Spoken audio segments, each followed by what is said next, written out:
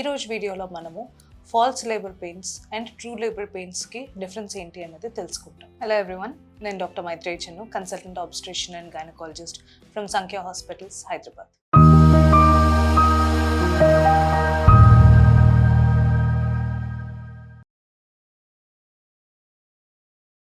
చాలామంది third trimester middle నుంచి మధ్యలో పొట్ట టైట్నింగ్ అవ్వడము అండ్ అందులోనూ 35-36 వీక్స్ దాటిన తర్వాత పెయిన్స్ అనేవి సడన్గా అప్పుడప్పుడు మధ్యలో రావడం అన్నది నోటీస్ చేస్తూ ఉంటారు.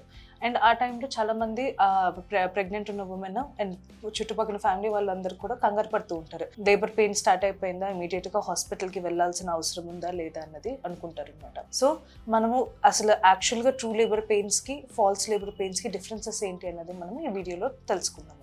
సో ఫాల్స్ లేబర్ పెయిన్స్ని బ్రాక్స్టిక్ హిక్స్ కాంట్రాక్షన్స్ అని కూడా అంటాము.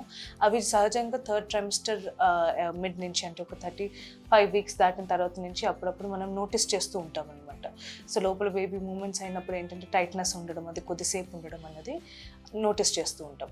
సో ఈ పెయిన్స్ అన్నవి జనరల్గా రెస్ట్ తీసుకుంటే తగ్గిపోవడము అండ్ ఎక్కువ ఫ్రీక్వెన్సీ అండ్ ఇంటెన్సిటీతో రాకుండా ఉండడం అనేది నోటీస్ చేస్తూ ఉంటాం. వెరాజ్ మనకి ట్రూ లేబర్ పెయిన్స్, యాక్చువల్గా డెలివరీ పెయిన్స్ అనేవి మనకి మొదలైనప్పుడు ఏంటంటే పెయిన్స్ అనేవి ఎక్కువగా ఫండల్ రీజన్, అంటే పొట్ట పై భాగం నుంచి మొదలయ్యి పెయిన్ అనేది స్టార్ట్ అవ్వడము, ఆ పెయిన్ బ్యాక్ పెయిన్కి ఇంకా థైస్కి వాటికి కూడా రేడియేట్ అవ్వడము అండ్ ఆ పెయిన్స్తో పాటు మనకి ఆ పెయిన్ ఎక్కువ ఫ్రీక్వెంట్గా రావడము అండ్ వచ్చినప్పుడు ఇంటెన్సిటీ కూడా ఎవ్రీ పెయిన్కి ఇంటెన్సిటీ పెరుగుతూ ఉండడము, అంటే 10 నిమిషాలకి ఒక 2-3 సార్లు రావడము, వచ్చినప్పుడు ఎక్కువ సెకండ్లు అన్నది ఉండడము అన్నది నోటీస్ చేస్తూ ఉంటాం అనమాట. ఫాల్స్ లేబర్ పెయిన్స్ అంత ఫ్రీక్వెంట్గా అంత రెగ్యులర్గా అండ్ పెయిన్ పెరుగుతూ ఉండదు అనమాట. వస్తుంది, కొద్దిసేపు ఉంటుంది అండ్ ఆటోమేటిక్గా వెళ్ళిపోతుంది. వెరాజ్ ఈ పెయిన్స్ అనేవి కంటిన్యూస్గా వస్తూ ఉంటుంది.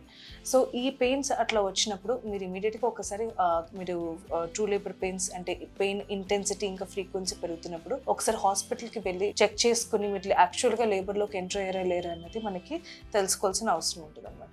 జనరల్గా ఫస్ట్ ప్రెగ్నెంట్ ఉన్న వాళ్ళకి ఏంటంటే ఈ డిస్టింక్షన్ మనకి తెలుసుకోవడానికి కొంచెం టైం అనేది పడుతుంది. సెకండ్ డెలివరీ, థర్డ్ డెలివరీస్ ఉన్న వాళ్ళకి ఏంటంటే వాళ్ళకి పెయిన్స్ అనేది ఇంకా వాళ్ళకి ఎక్స్పీరియన్స్ ఉంది కాబట్టి కొంచెం తొందరగా వాళ్ళు గ్రహించగలుగుతారు అండ్ పెయిన్స్ కూడా కొంచెం తొందరగా స్టార్ట్ అవుతాయి అనమాట. వీటన్నిటితో పాటు పెయిన్స్తో పాటు ఏదైనా ఉమ్మనీరు లీక్ అయినా ఆర్ ఏమైనా బ్లీడింగ్ అవుతున్నా ఆర్ బేబీ మూమెంట్స్ ఏమైనా తక్కువ ఉన్నట్టయితే, అంటే బేబీ మూమెంట్స్ జనరల్గా మనకి ముందు కన్నా 9th month లో ఎంటర్ అయిన తర్వాత మూమెంట్స్ అనేవి కొంచెం తక్కువగా ఉంటాయి అనమాట. ఎందుకంటే బేబీ సైజ్ పెద్దగా అవడంతో స్పేస్ ఎక్కువ ఉండకుండా ఉండడం. బట్ అట్లీస్ట్ రోజుకి 10 మూమెంట్స్ అయినా మనము ఎక్స్పెక్ట్ చేస్తాం అనమాట. సో 10 మూమెంట్స్ కన్నా ఏమైనా తక్కువ ఉన్నా, మీ ప్యాటర్న్ ఫుడ్ తిన్న తర్వాత బేబీ మూమెంట్స్ ఎక్కువగా లేకపోయినా, వాటితో పాటు పెయిన్స్ ఏమైనా వస్తున్నా కూడా, ఈ అన్ని ఏమైనా సిమ్టమ్స్ ఉన్నట్టయితే ఇమీడియట్గా మీరు హాస్పిటల్కి వెళ్ళాల్సిన అవసరం ఖచ్చితంగా ఉంటుంది అనమాట. సో బట్ సేఫ్ సైడ్కి మీరు ఎప్పుడైనా ఏమైనా పెయిన్ వచ్చినప్పుడు వచ్చి చూపించుకోవాలంటే there is no harm. But మీకు అట్లీస్ట్ ఈ డిఫరెన్సెస్ తెలిసినప్పుడు ఏంటంటే ఫాల్స్ లేబర్ పెయిన్స్ కానీ బ్రాక్స్టిక్ హిక్స్ కాంట్రాక్షన్స్ వచ్చినప్పుడు ఏంటంటే కంగారు పడకుండా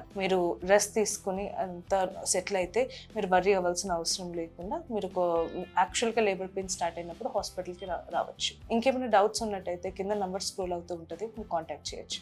థ్యాంక్ యూ.